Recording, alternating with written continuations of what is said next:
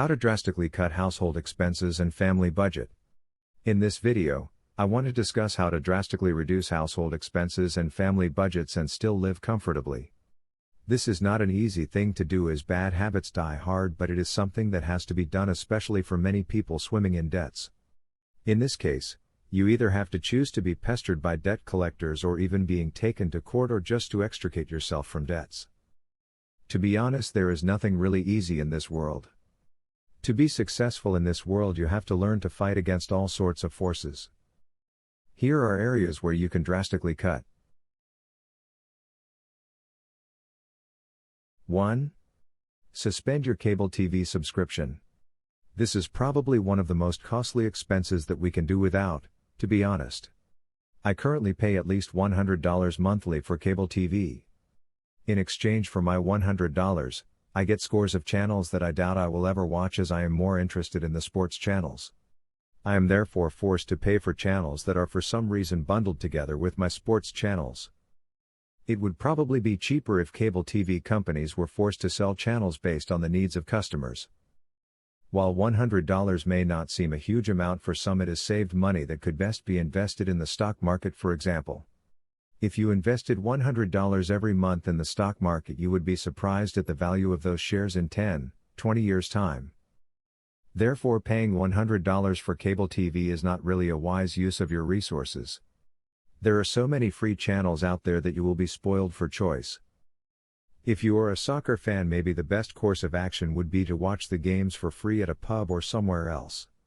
After all, sports is best watched in a group than individually. I therefore urge you to seriously consider cutting this from your budget. I am very sure that you won't regret your decision. Especially if you take my advice to invest that $100 in stocks. Instead, you can look at alternatives to cable TV. 2. Consolidate all your debts into one and reduce your repayments. If you are struggling to repay your credit card debt and other debts, maybe the time has come to consolidate all your debts and arrange an affordable repayment plan.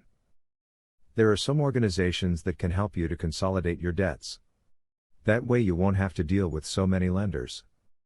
In the case of credit card debt consolidation, it is even easier, and you could easily avoid paying interest for some months if you find a better offer.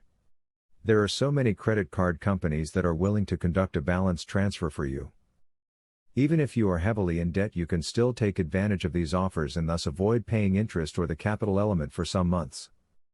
You can then use that period to sort out your finances so that by the time the grace period is over, you will be better financially. Consolidating your debts can save money if done correctly. 3. Find a better mobile phone contract. Marketers are getting better and better at making us feel inferior if we don't have the latest phones on the market. We, therefore, end up with new phones and new contracts every 2 years for no good reason if we think about it. The changes these makers of phones every year are not that fundamental, to be honest. But somehow they find ways to convince us that we need those new gadgets at premium prices. The time has come to be realistic about our finances and find the contracts that match our financial situation. For example, if you have broadband internet at home, why would you go for a data package that you rarely use? Maybe it is time to start paying for only a data package that you need for things like Google Maps that you may need once in a while. Recently my contract expired, and instead of going for the latest phones, I went for an old model which half the price of the latest ones. I have never regretted that decision, as I have what I need. If you are considering a mobile phone contract, shop around first and choose the plan that meets your needs and not what you see in television ads. You can do this by using various price comparison sites.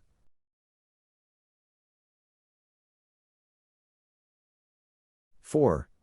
Learn to buy in bulk from wholesalers. If you have a big family, one of the best ways to save money is to cut down on your grocery expenses is to buy in bulk from wholesalers like Costco. Buying at wholesale prices is a great way to cut down on non-perishables like cooking oil, toothpaste, etc. You will actually be amazed at the amount of savings you can make by just deciding to do this.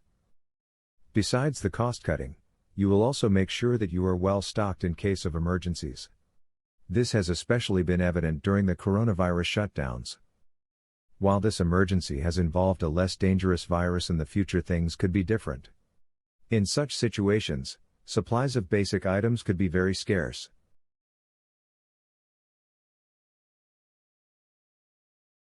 Five.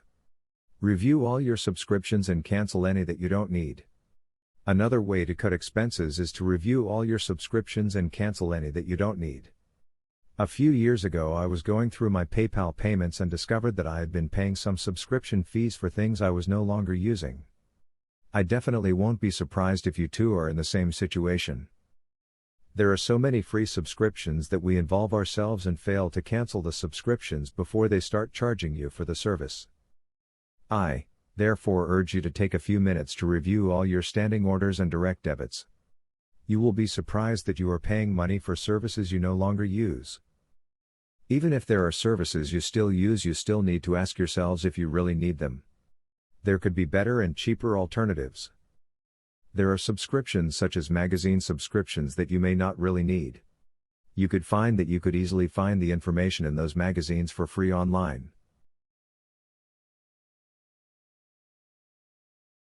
6. Cancel your gym membership. Another membership subscription that you may not need is a gym membership. One can still find other ways of exercising that may not involve you going to a gym. In this way, you will get the benefits of exercising while you save money too. You may, for instance, cancel your gym membership and cycle for free instead and still get the same benefits. If you don't like cycling, you can find other ways of exercising available for free on YouTube.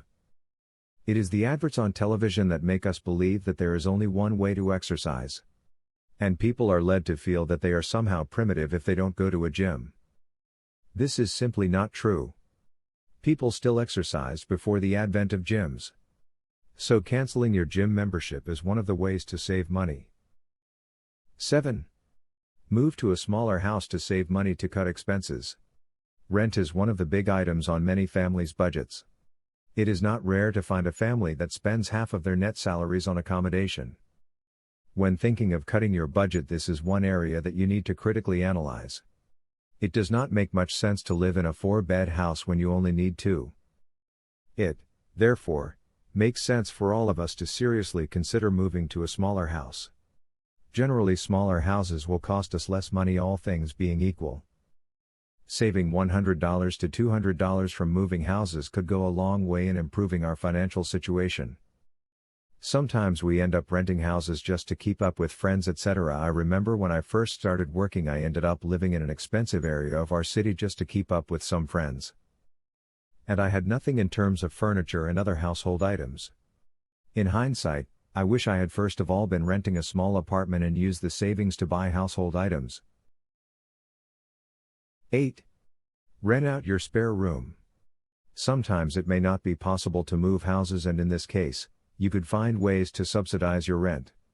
One way of doing this is to rent out your spare room. There are so many people who are doing this, especially in big cities. You just need to make sure that you do proper vetting of prospective renters. You should go for people that share the same beliefs and lifestyles like you to avoid friction in the future.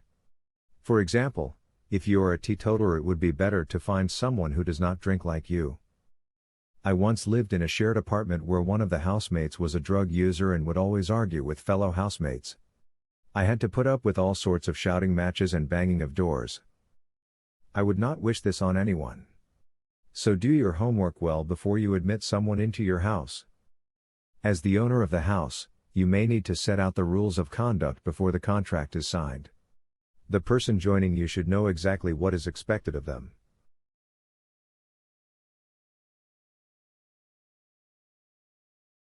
9. Sell your car. Another drastic action you can do to reduce your household expenses will be to sell your car. I know this can be a tough decision for most people who cannot imagine living in this world without a car. However, in some cases, you may have no choice but to take this drastic action.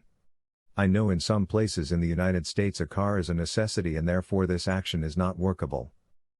But there are places like big cities where public transport is readily available and affordable where this will work. And selling your car can save you a lot in terms of gas costs, insurance, and other maintenance issues that cost us a lot. This is therefore an action you should seriously consider as you reduce your household expenses and budget.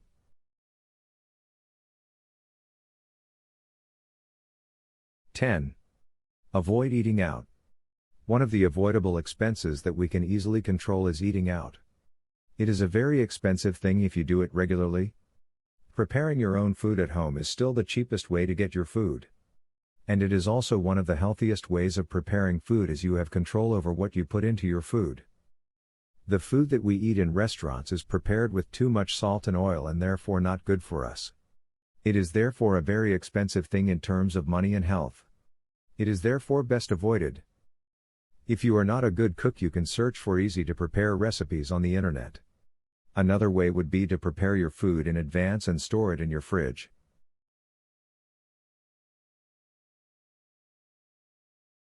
11. Use coupons. Another way to reduce your household expenses is to use coupons. If you do it correctly, you can save money, a good sum of it actually, you spend on groceries by using coupons. The challenge is to not make a purchase for things you don't need just because you want to take advantage of a coupon. If you do this, you will find that you will, instead of reducing the cost, you will increase them. There are several ways you can get coupons. One way will be to use shopping apps to save money, as some apps will search the net for coupons on your behalf. Another way would be to use browser extensions that search and apply coupons at the checkout of your purchases. You could also join the loyalty programs for your retailers. Many of the major retailers run loyalty programs that can save you in some cases $50 a month on your groceries. Another way would be to check your newspapers for coupons. You could also find coupons by visiting the social media accounts for the products you use. There are companies that share coupons on their social media sites. I have seen coupons on the Facebook pages of some companies. Finally, you can also check the packaging of your products. Some companies attach coupons to their product packaging.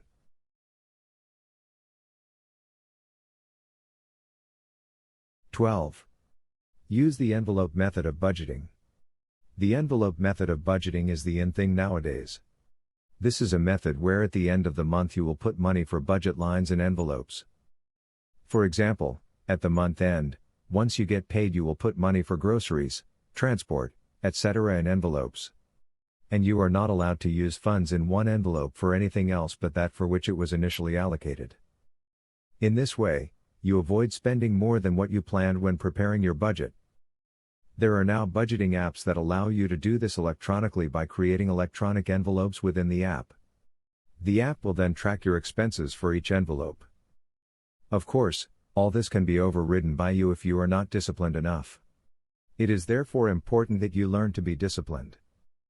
You can make yourself disciplined in your spending by, for example, having an accountability partner who will monitor your expenses and warn you if you are not meeting your targets.